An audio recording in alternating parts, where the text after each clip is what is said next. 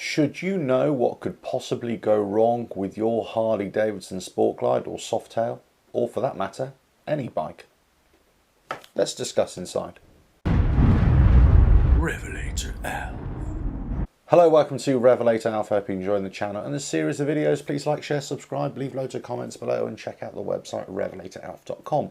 So in this video I'm going to talk about motorcycling in general, but let's talk about Harleys, let's talk about Softails and the Sport Glide which I have. Should you, as an owner, as a rider, get to know your bike as much as possible, all the ins and outs, all the little mechanical details? Should you know where it excels but also it lets itself down? Should you know about all the problems that a particular bike can have? Or should you just think, you know what, it's just a fantastic bike and I'm going to ignore everything else? I'm actually not sure which is the right way to go. I've been making a whole series of videos, of course, as you know, on the playlist of Know Your Harley. It's all about explaining everything that's on the Harley, what can go wrong. I did a series of videos of troubleshooting and all the faults on the Harley Softails and on the Sport Glide.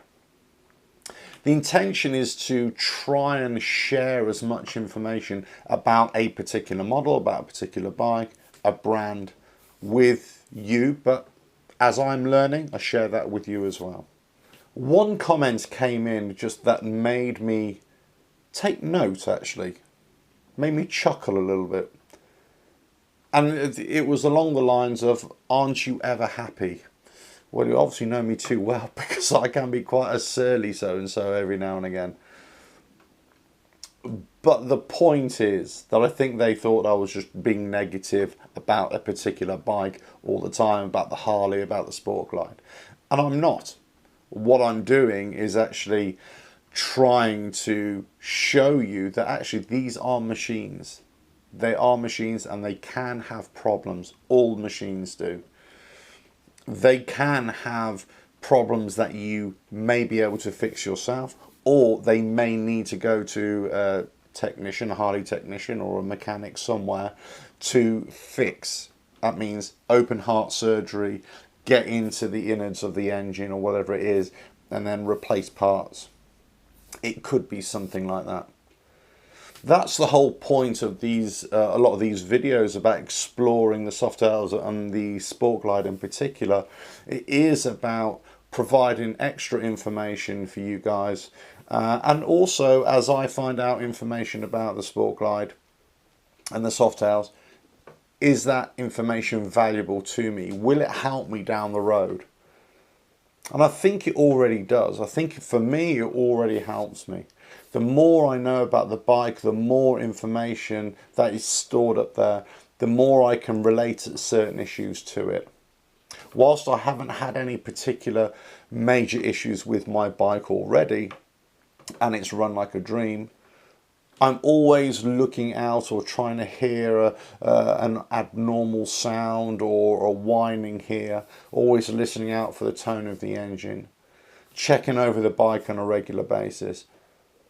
And I think that's where it comes from.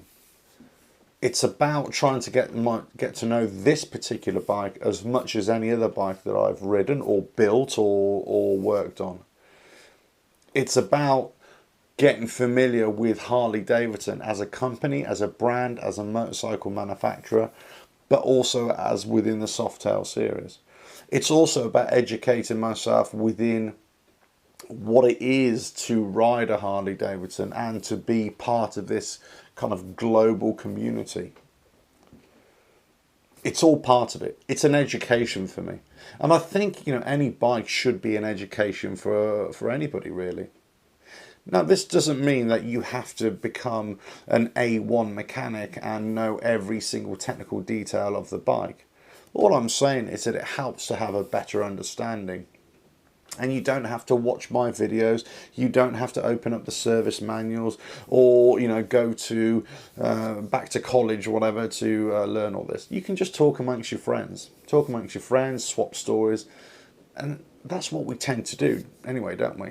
If you speak to somebody who's got lots of experience on a particular brand or a particular motorcycle, then you can feed or learn off their experience with that bike. How often have you come across somebody who's maybe a lot older than you, but they've been riding a lot longer than you, and they've ridden your particular bike for many years? You can pick their brains because they're a wealth of information. And this, I suppose, is what I'm trying to bring with these videos. It's a wealth of information. More information you have, the better understanding you have. But it comes back down to it. Do you need to have all this information? Well, probably not, is a short answer. As long as the bike fires up, as long as it's roadworthy, as long as you can ride it down the road, get to your destination and ride back again, you know. Then I suppose if it does break down, or if you do have issues, you just call, your breakdown recovery, get the bike towed to wherever it is, and get it fixed. Isn't that what a lot of people do anyway? Isn't that what most people in cars do anyway? So is it wrong to expect you to know everything about your bike? Possibly, yeah, possibly is. I will take that on the chin, actually. It's not about being negative. It's about increasing our knowledge of this particular bike, of this series, of the brand. It's about sharing information. So many people, so many of you will leave comments below and all the other videos and share that information. Share information that you have, extra bits of information, extra bits of experiences that you've had. And that's all good. That's all great. And that's the whole purpose of these videos. That's the purpose of this channel, is to, build upon what we know. Am I being negative about a particular bike? Hell no.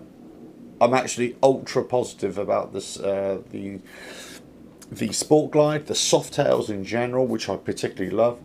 I'm ultra positive about Harley Davidson, and this is my first time owning a Harley. After 40 years of riding bikes, this is my first time. And whilst there are limitations and deficiencies, of course, and they're not quite up to speed in lots of technology, let's say, it's still a great bike, a great ride, and it will surprise so many people, even those who are not Harley riders. And those who are not Harley riders, if they did venture over to even give it a test ride, then I think they'd be pleasantly surprised at how good it is. You've got to be in that frame of mind to want to ride a V-twin and maybe transition over to a Harley. But I think you'll be pleasantly surprised, as opposed to years gone by where I don't think you would have been. The gap would have been too great in before. Now they're getting better and better. It rides properly. It goes into a bend properly. It accelerates. It brakes properly, almost properly.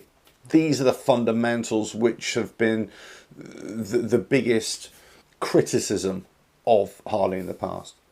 But they're not like that anymore. They're a lot better. You can criticise them for so many other things. Price, cost of maintenance, so on and so forth. But in terms of the actual bikes themselves, they're so much better and they're so good to ride. But, as I say, they are machines and they can have problems. The more I know, the more I feel confident about the bike. The more I know when I go off on a long ride, the more I feel connected with the bike and happy to diagnose what a particular issue is. And hopefully you will too. But this is a question for you guys. It's a discussion. Let me know what you think. Should you know as much about the Harley, the Sport Glide, the Softail, or a Kawasaki, a Suzuki, a Honda, whatever it is? Should you know as much about that bike as possible?